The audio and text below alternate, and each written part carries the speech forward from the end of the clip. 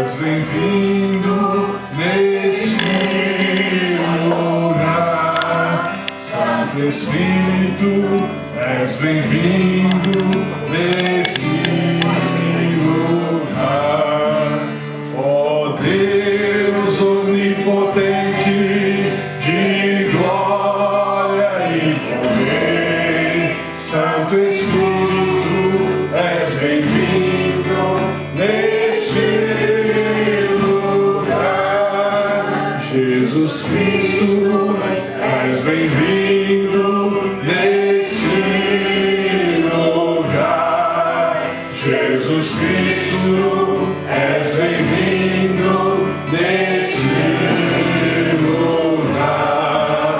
Ó Deus onipotente, de glória e poder, Jesus Cristo, és bem-vindo neste lugar. Santo Espírito, és bem-vindo neste lugar. Santo Espírito, és bem-vindo neste lugar.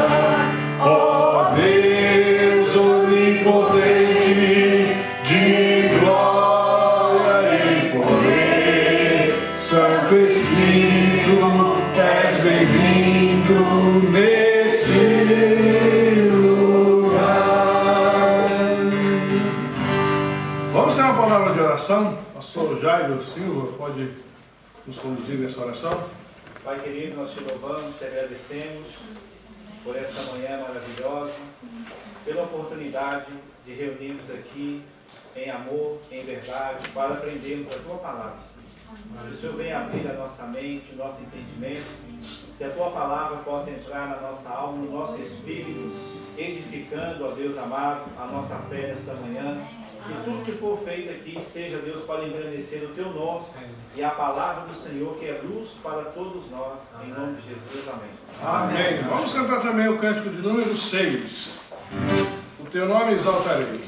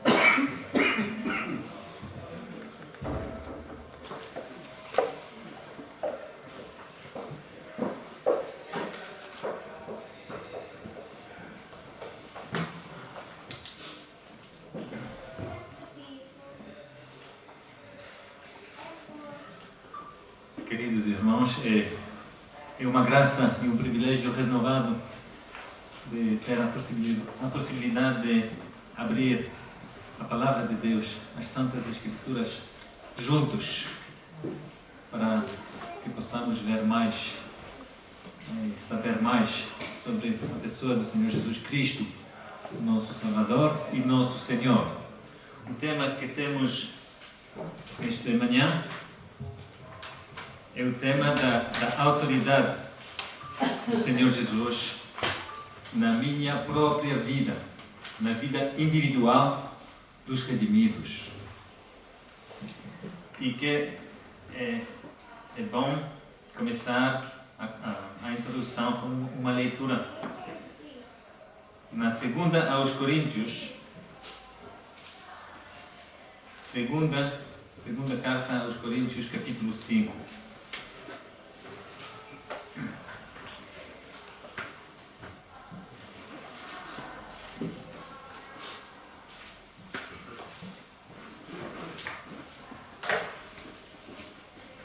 Segunda aos Coríntios, capítulo 5, a começar com o versículo 14. Porque o amor de Cristo nos constrange, julgando-nos assim, que se um morreu por todos, logo todos morreram. 15. E ele morreu por todos, para que os que vivem não vivam mais para si, mas para aquele que por eles morreu e ressuscitou. De imediato podemos dizer que, falando do tema da autoridade, é sempre necessário manter em vista o aspecto do amor. Nós temos um Salvador, um Senhor que nos ama, e a sua autoridade não é pesada.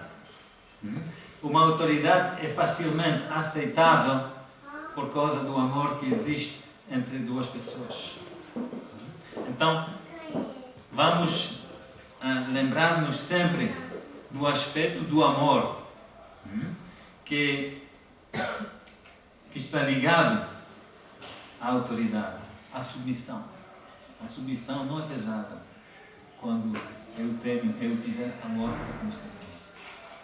Então, já falamos ontem da obra de Cristo na cruz e do poder divino de Cristo. Sendo o Filho de Deus, Ele se fez homem para dar a sua vida em sacrifício na cruz. Isso demonstra o amor profundo de Cristo para conosco. E por amor para conosco, por pura graça, Ele aceitou de não aplicar o seu poder e Ele foi crucificado. E Ele morreu sendo o Filho de Deus, sendo Deus mesmo. Ele deu a sua vida humana aqui na terra. E é o preço que o Senhor Jesus pagou para adquirir um povo de redimidos. E nós somos individualmente salvos ao preço do sangue de Jesus Cristo vertido na cruz. O precioso sangue de Cristo, imaculado, incontaminado. E saber isso toca o nosso coração. Agora, por meio da obra da cruz, já recebeu o perdão dos meus pecados perante Deus. É uma coisa maravilhosa. Faz parte da grande salvação que nós recebemos da parte do Senhor e de Deus. Mas é só uma parte. Existem muitos outros aspectos da grande salvação, como é dito na carta aos Hebreus. O perdão dos pecados, mas também o novo nascimento, o dom do Espírito Santo. São vários aspectos da obra de Cristo. E aqui é dito: o amor de Cristo nos constrange. Agora, podemos também falar da redenção. nós somos redimidos. Isso quer dizer libertados da escravidão do pecado, mas também agora temos um outro mestre. Antigamente, sendo pecadores perdidos, éramos servos do pecado. Agora, nós somos feitos servos do Senhor Jesus. Agora, Ele pagou o preço para nos comprar e pertencemos a Jesus Cristo, nosso Senhor e nosso Salvador. E pertencemos a Ele de forma completa, não apenas parcialmente. Ele redimiu a nossa alma, o nosso espírito e o nosso corpo. Os 3 elementos do nosso ser humano. Cumpriu tudo para Ele. E o amor de Cristo nos constrange. E aquilo que vai dirigir um homem ou uma mulher na sua vida é sempre o coração. As decisões que nós vamos fazer durante a nossa vida serão sempre dirigidas, baseadas no coração. O nosso coração está vazio sem Deus, sem o Senhor. E é necessário encher o coração do homem. E então é necessário encher os nossos corações do amor de Cristo e recordar sempre o preço que Ele pagou. E o amor de Cristo, que foi demonstrado, manifestado de forma única na obra da cruz. Mas também, depois, é dito em João capítulo 13, vamos ler.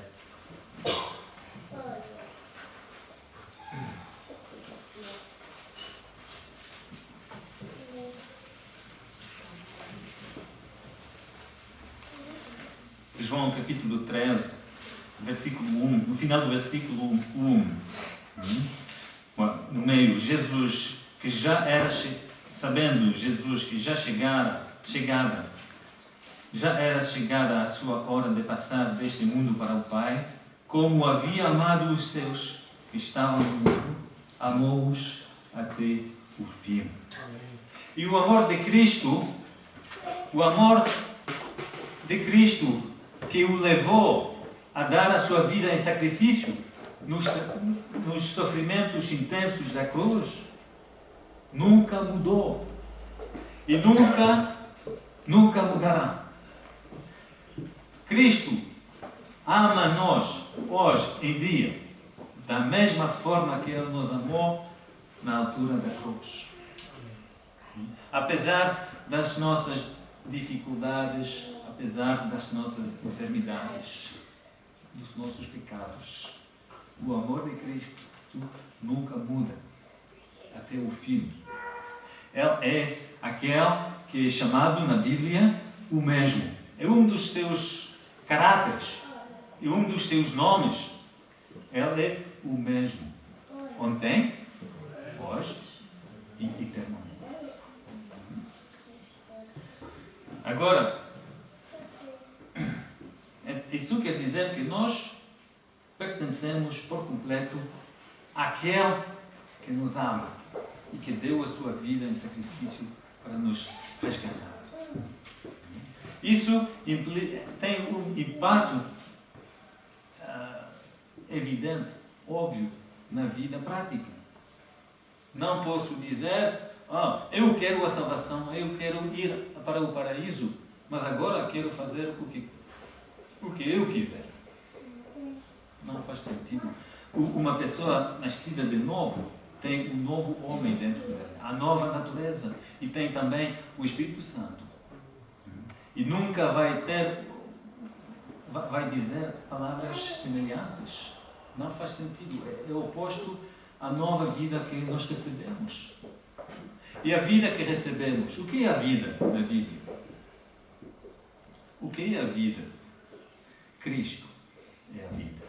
É dito em Colossenses, Colossenses 3, versículo 4 diz, Cristo que é a nossa vida. Não é dito que será a nossa vida. Já é. Já é a nossa vida. Sem Cristo não temos a vida. E também o apóstolo Paulo, em Filipenses capítulo 1, versículo 21, diz: para mim, o viver é Cristo. Isso quer dizer, o viver, o fundamento, mas também a forma de viver é Cristo. E Cristo deixou-nos um exemplo de vida. Um exemplo do homem, como homem, Cristo era o servo de Deus, de forma perfeita, constantemente submisso e obediente a seu Pai. Mas quero dizer algumas palavras sobre o tema da vida. A palavra vida na Bíblia é sempre ligada à ideia, ao assunto, ao aspecto do relacionamento. Do relacionamento. Vida, na Bíblia, quer dizer relacionamento. Deus criou Adão e colocou Adão no jardim do Éden. E ele disse a Adão, vamos ler em Gênesis capítulo 2,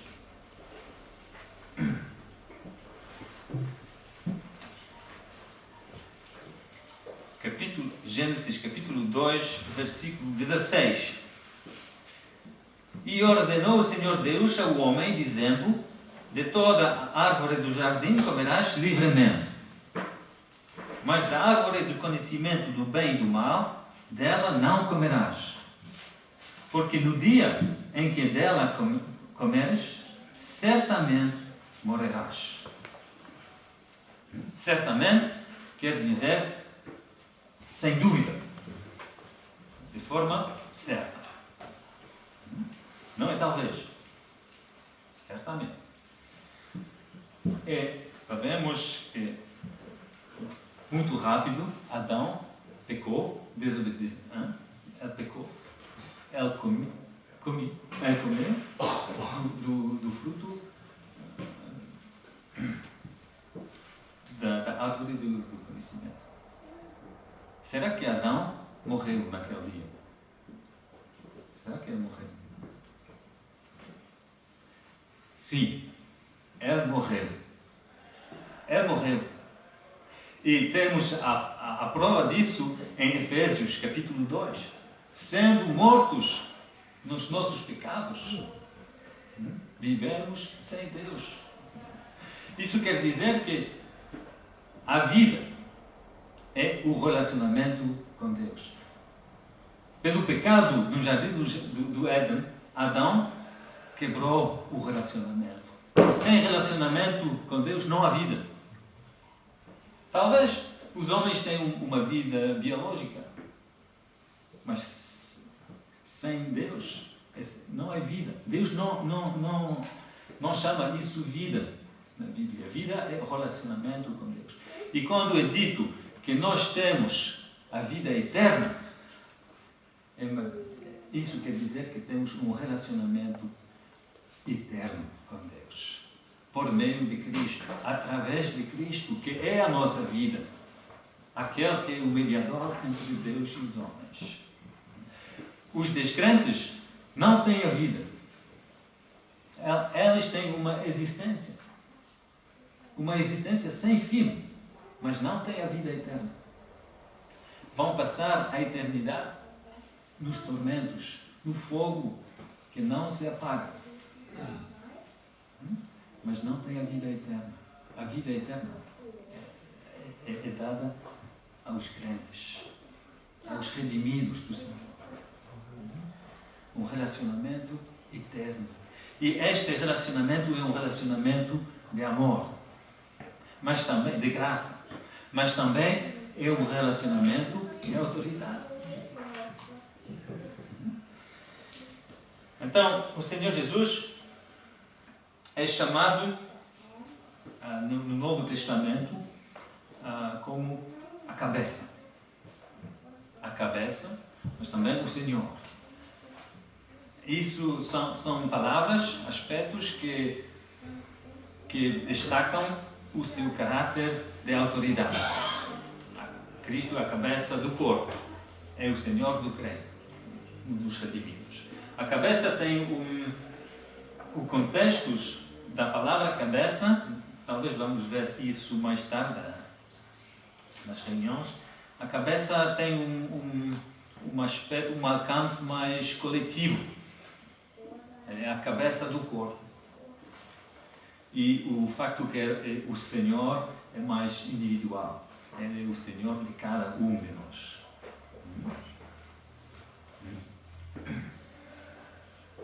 So, o aspecto desse Senhor, do Senhor ser a cabeça, tem, isso quer dizer que Ele tem a liderança. Vemos isso em Efésios capítulo 1. É a cabeça da igreja, da sua igreja.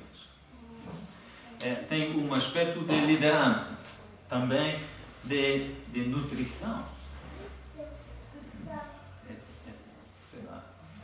Pela cabeça, até pela boca, que o corpo recebe os alimentos do que o corpo precisa. E tem este aspecto também. É Cristo que alimenta a sua igreja. Isso é o que vemos em Efésios capítulo 5. Ele sustenta a sua igreja. A cabeça também tem o aspecto de controle. É a cabeça que controla o corpo. Um corpo que não responde à cabeça é um corpo doente. É uma doença grave. Quando o corpo não tem ligação com a cabeça, em princípio é um sinal da morte. Ao nível espiritual também.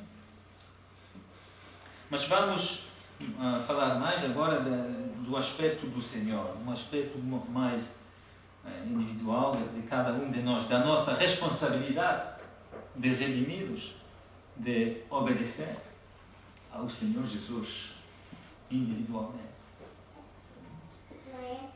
É um privilégio de ter o Mestre. É um privilégio. Há muitas pessoas que não sabem, que não têm Deus, são como ovelhas sem pastor. É dito, o Senhor tinha compaixão das pessoas que não sabem onde é que vão. Mas nós sabemos, nós temos o Mestre, um pastor.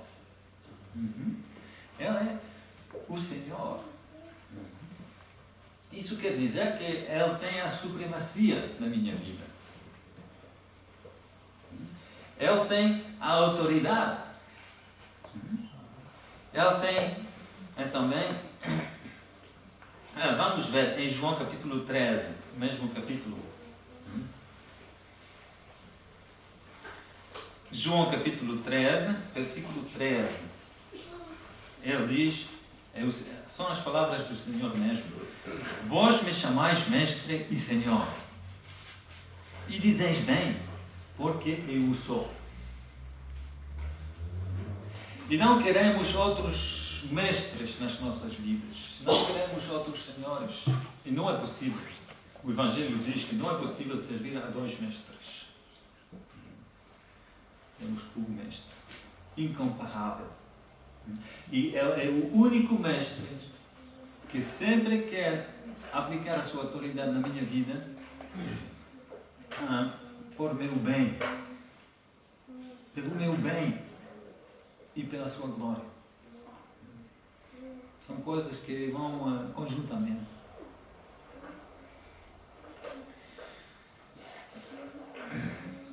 Então, um crente é um servo do Senhor, mas também é um discípulo.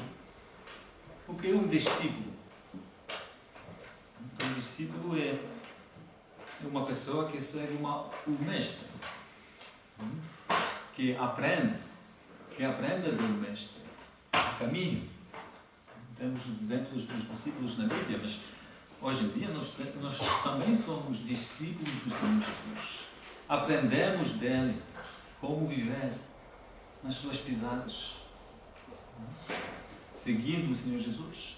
Os discípulos não vão adiante do Senhor, mas ficam dependentes daquele que mostra o caminho a seguir.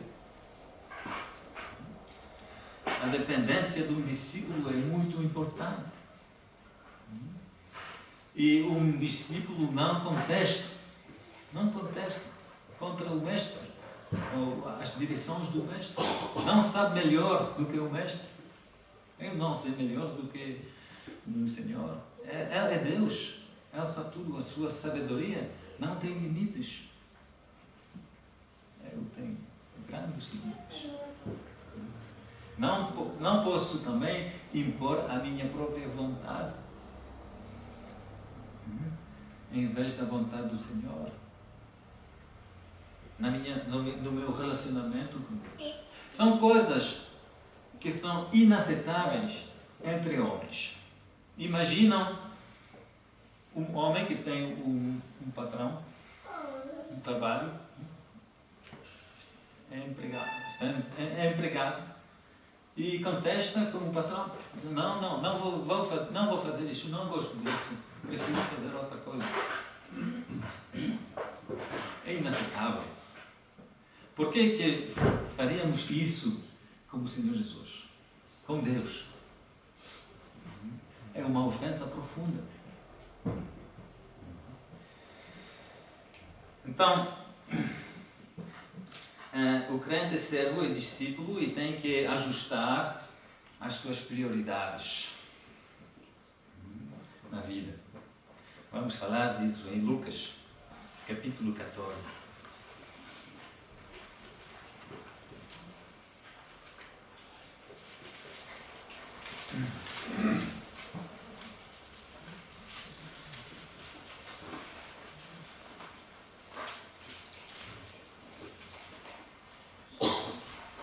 Lucas 14, versículo 25.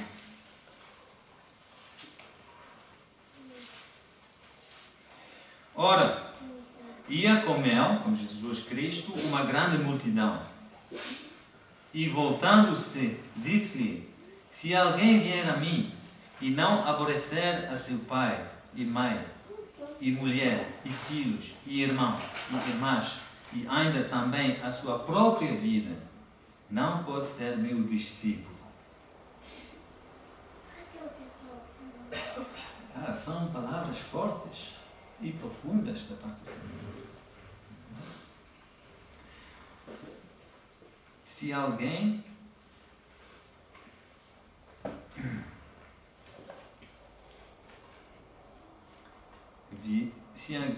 vier a mim e não aborrecer a seu pai e mãe,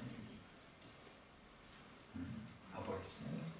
Será que Cristo diz que nós devemos aborrecer os nossos familiares? Não. Isso seria em contradição com o resto da Bíblia, do ensinamento bíblico. O ensinamento bíblico geralmente é dado em vários aspectos, em contextos. E se eu tiver a impressão que uma parte da Bíblia contradiz uma outra parte, isso quer dizer que eu falto de entender o pensamento de Deus. A Bíblia nunca se contradiz.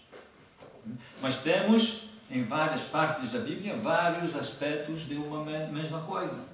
Aqui, o contexto é um contexto de prioridade. O Senhor diz: aquele que tem o desejo de ser o meu discípulo tem que dar a prioridade a mim. E tem que seguir a mim e não seguir aos seus familiares. Isso tem um impacto muito prático.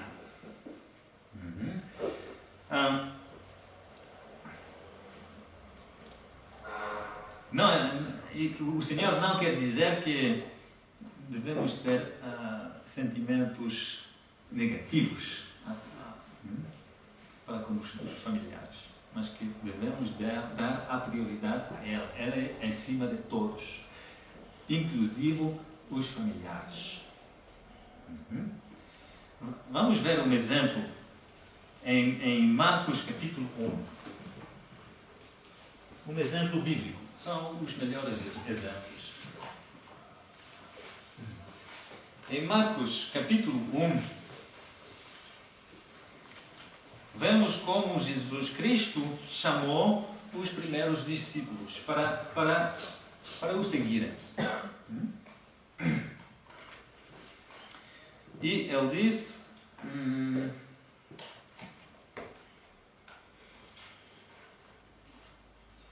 versículo 16, Marcos 1,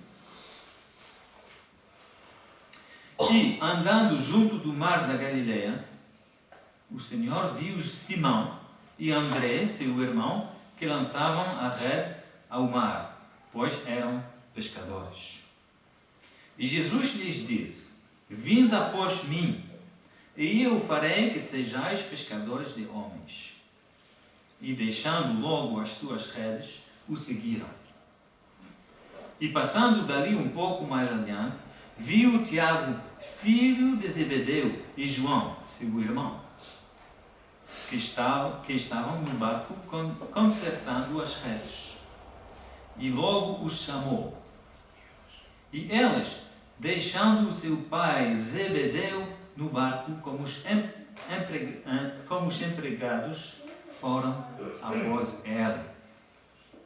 É um exemplo prático aqui. O Senhor chamou e os filhos de Zebedeu, o que é que eles fizeram? Deixaram o pai para seguir o Senhor Jesus. A autoridade da voz, a autoridade da palavra de Cristo é mais alta, tem mais valor aos olhos de Tiago e João do que a ligação familiar. É uma verdade. E isso não quer dizer que os filhos aqui deixaram o pai e não querem saber nada do pai. Não.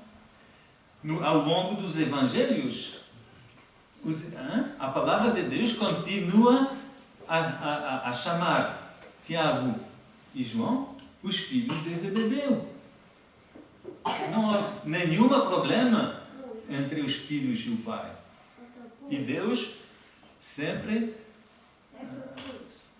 sublinha que são os filhos de Zebedeu.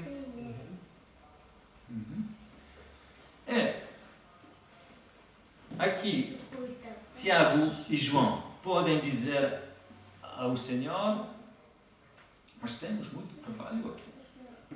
O nosso pai. Ele é uma razão lícita de não deixar o pai. Ele tem muito trabalho. Mas sabemos que o pai tem muito trabalho. Ele tem um negócio aqui. Empregou os 2 filhos no negócio.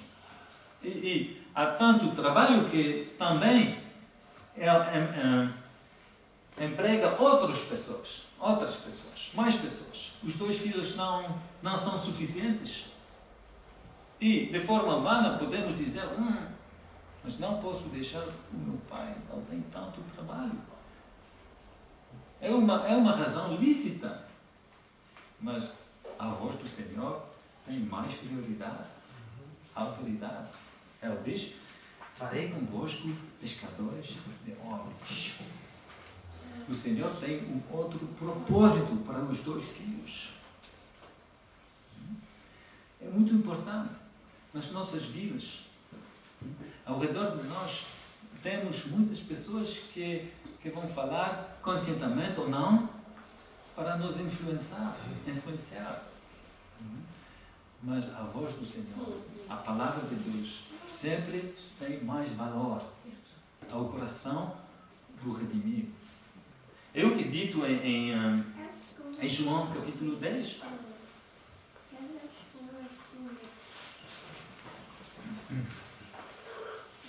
João capítulo 10, o Senhor é apresentado como o bom pastor. E ele diz,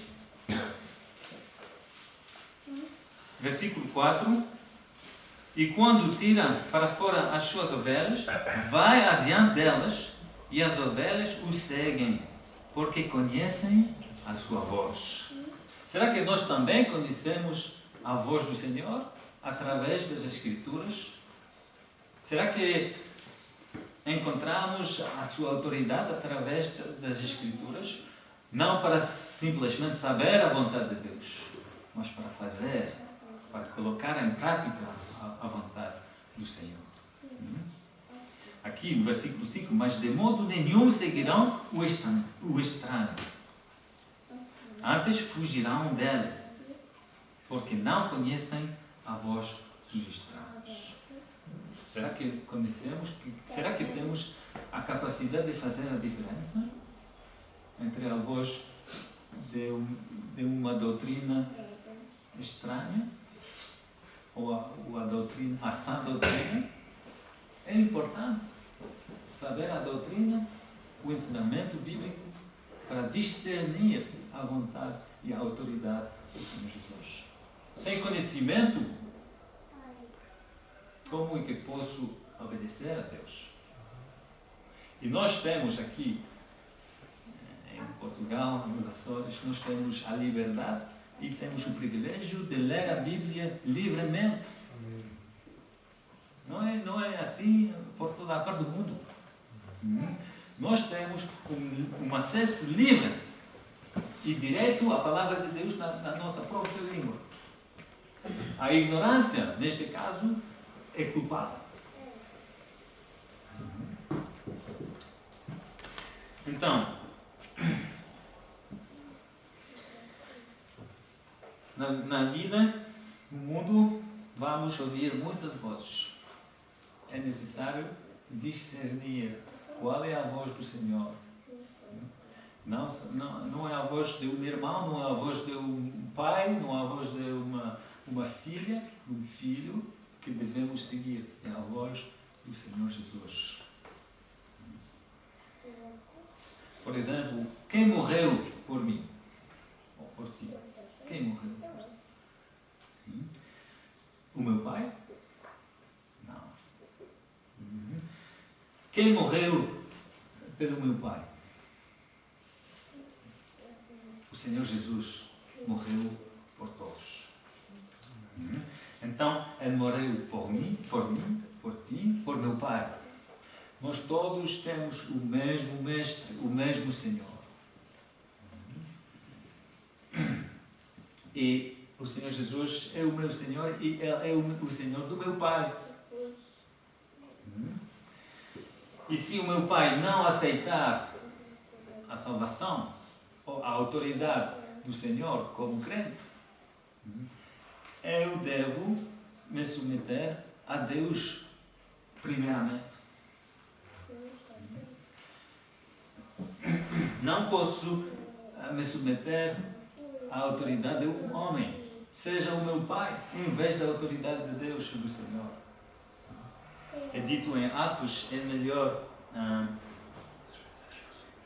melhor obedecer a Deus em lugar dos homens. Agora,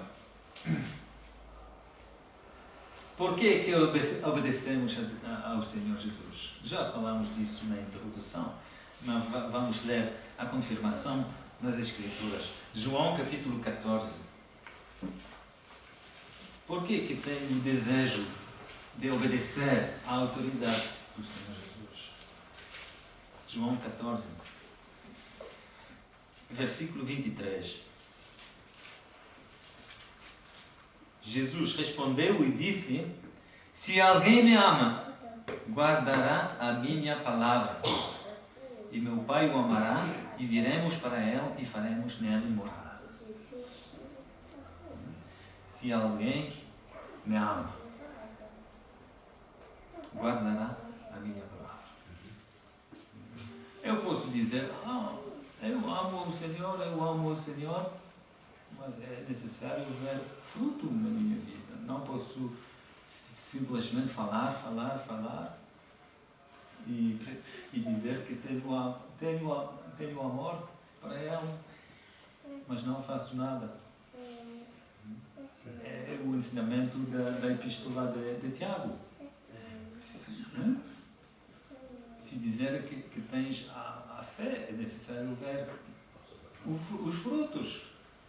Não faz sentido. A vida divina que eu recebi vai necessariamente dar frutos se eu estiver na comunhão com o Senhor. É natural. E a comunhão aqui é mencionada. Guardará a minha palavra e meu Pai o amará e viremos para Ele. É o aspecto da comunhão. O amor para com o Senhor leva-me a ter cuidado de fazer a sua vontade de forma prática. E isso vai também produzir mais comunhão.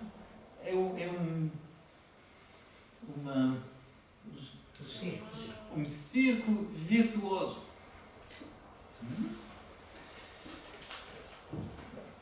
E a nossa comunhão, como é dito na primeira de João, é como Pai e como Filho. Vamos ler. Primeira de João.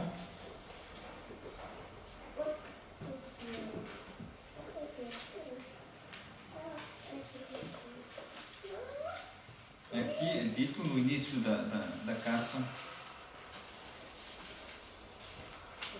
Vamos ler o que João 1, versículo 1, o que era desde o princípio, o que ouvimos, o que vimos com os nossos olhos, o que temos contemplado, e as nossas mãos tocaram da palavra de vida, porque a vida foi manifestada, e nós a vimos, e testificamos dela, e anunciamos a vida eterna que estava com o Pai e nos foi manifestada. Está a falar de Cristo mesmo, o Filho do Homem, aquele que o Deus encarnado, que eles viram, que é a vida, a palavra feita carne. E aqui o apóstolo João diz: o que vimos e ouvimos, isso vos anunciamos. É uma comunhão entre irmãos. Do que falamos entre nós? Um novo carro? As férias? Que acabei de ter, não? O que edifica a verdadeira comunhão cristã entre redimidos é Cristo mesmo. É falar dele, do que recebemos da sua parte para compartilhar entre nós. Isso é o propósito. O que vimos e ouvimos, isso vos anunciamos como um propósito, para que também tenhais comunhão conosco. Comunhão é comer o mesmo pão. E o nosso pão é Cristo, o pão da vida, que vem dos céus. E ele diz, o propósito é de ter comunhão, e a nossa comunhão é com o Pai e com o seu Filho Jesus Cristo.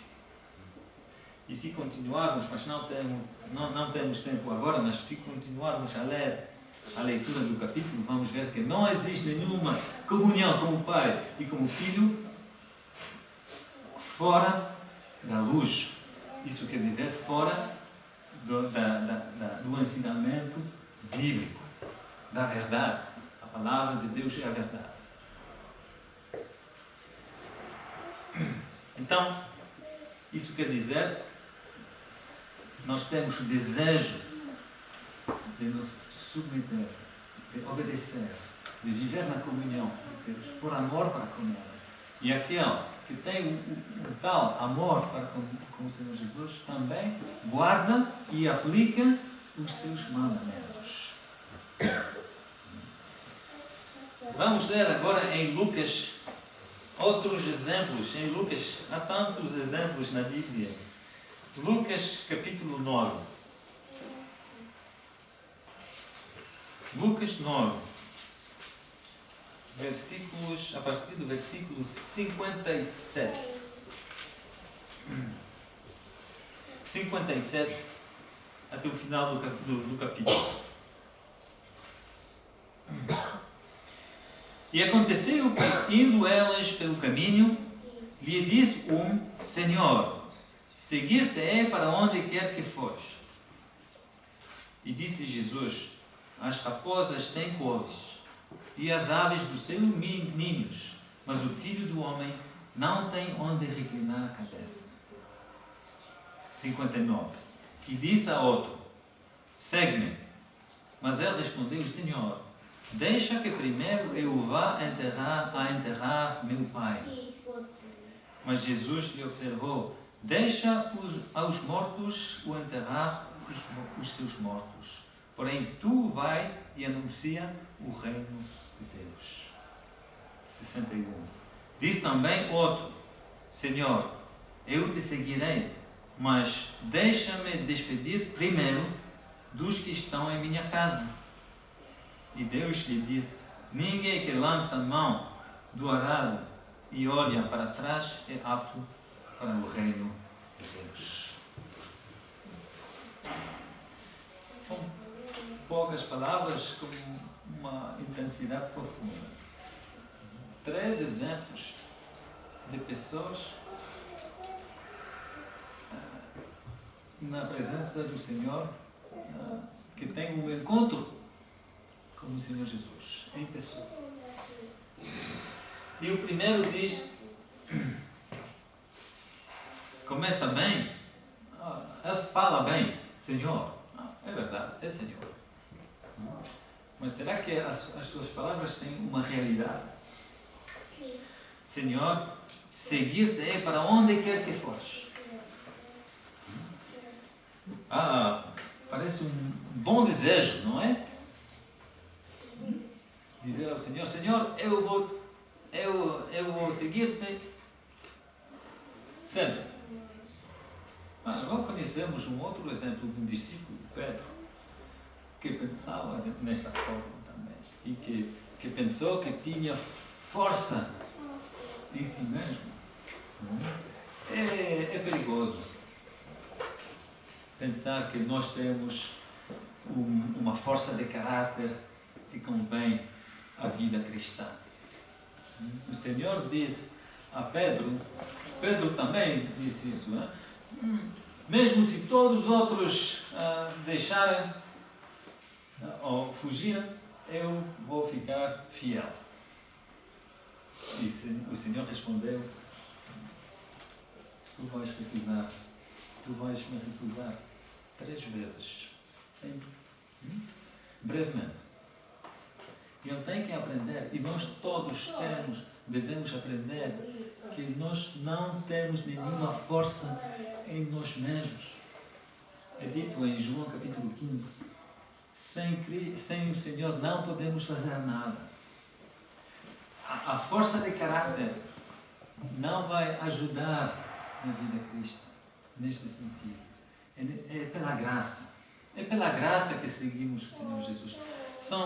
É pelas forças que recebemos do Senhor Jesus mesmo que vamos ter a capacidade de o seguir.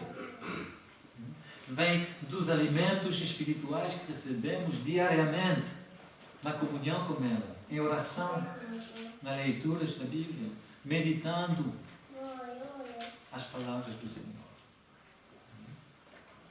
É dito nas epístolas que aqueles que pensam estarem em pé, de não caírem,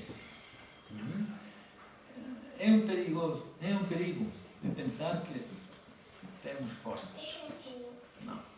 Somos o povo de Deus é sem forças. As forças vêm do Senhor. E aqui parece-me que este homem pensa que ele vai seguir o Senhor, sem problema. Mas nós devemos conhecer a nós mesmos. Somos fracos e a carne trabalha sempre em nós. E o Senhor responde e diz: as raposas têm coves e as aves do céu ninhos, mas o Filho do Homem não tem onde reclinar a cabeça. É o modelo, aquele que seguimos. E o Senhor não promete uma vida fácil. Não promete que estará tudo bem no caminho com o Senhor. Não. É o Senhor Jesus era um homem de dores entre os homens, rejeitado, desprezado. E seguir o Senhor Jesus neste mundo é seguir um Senhor rejeitado e desprezado. E não, o Senhor não promete nenhum bens materiais. Não tem. Eu, como homem, não tenho nada. E vocês vão seguir a mim. É necessário viver na dependência, fixando os olhos para Ele. Disse o outro, agora é o Senhor que chama. Versículo 59. Segue-me. Segue-me. E o Senhor chama a todos os redimidos para o seguir. Segue-me. Qual é a resposta daquele homem? Senhor.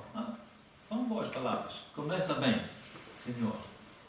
Mas ele diz: deixa que primeiro eu vá a enterrar meu pai.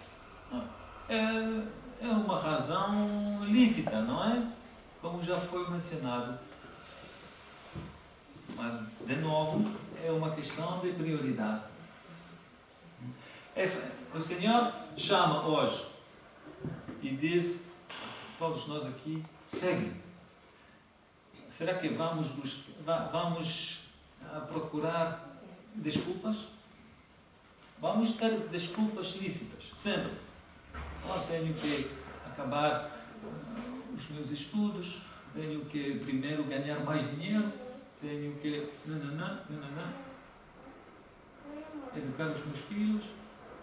Depois disso, vou servir a ti e vou seguir. Não. Primeiramente seguir o Senhor.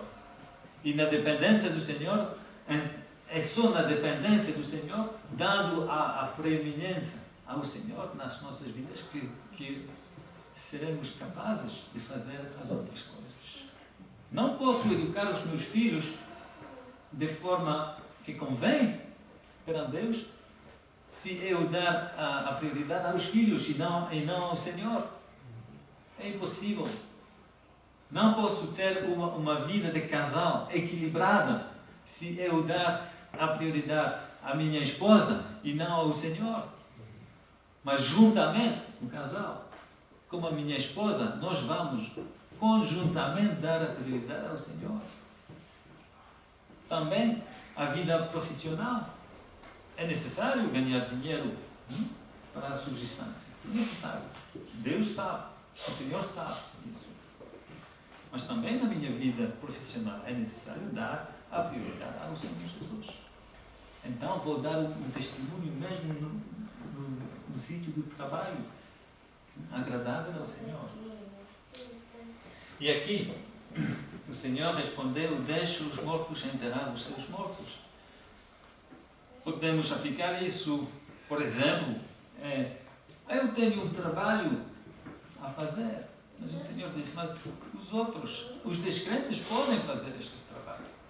Tu tens uma outra missão, mais elevada, não uma missão ligada à terra. Na terra. É uma vocação celestial. E o trabalho é agora. Temos poucos anos na terra antes de ir para o céu. E temos todos uma missão da parte do Senhor Jesus. Então, o terceiro aqui diz: Senhor. Mais uma vez. Os três exprimem a palavra Senhor, mas a realidade não é tão elevada como uma palavra. Aqui, Senhor, eu te seguirei. Vou fazer. Já está a falar no futuro. Mas deixa-me despedir primeiro dos que estão na minha casa. De novo, uma questão de prioridade. E o Senhor responde: ninguém que lança a mão do arado e olha para trás é apto para o reino de Deus. É necessário avançar no caminho da fé.